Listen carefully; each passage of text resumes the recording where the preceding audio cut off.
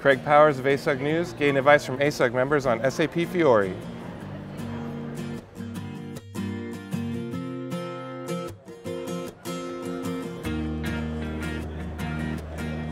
The mindset required to create delightful user experience is to clearly delineate between search mode and execution mode. These two elements or two methodologies would work, doesn't have to conflict, they can work together and they can coexist and they can work complementarily. There are two different processes that work complementarily to deliver delightful user experience. In the search mode, you're using design thinking as your process to find unknowns.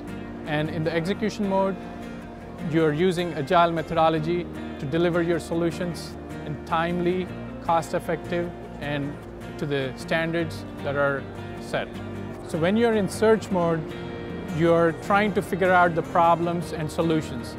The most valuable skills as a UX person, you want to be able to connect with the user and understand their needs and empathize with them. To do that, you want to be aware of certain research techniques such as storyboarding, personas.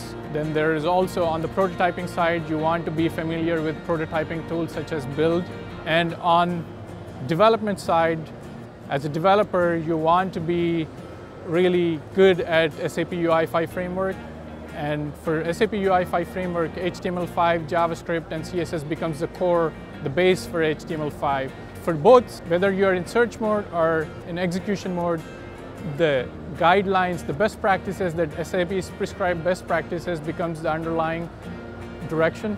So you definitely want to be aware of the best practices. Yeah, Fiori development is not only the front-end development. If the developer has a back-end skills, that will help a lot, because if the end-to-end development that matters is not only the front-end screen design, because you need to optimize the data which you are getting from the back-end. So when it is optimized, then you can, whatever the application you are developing on the SAP Fiori, they will be like very responsive and very adaptive on the mobile platform. Depending on whether you have on-premise systems like the ERP central component or SRM systems which are connected to the central gateway hub, that is the backend for the on-premise system.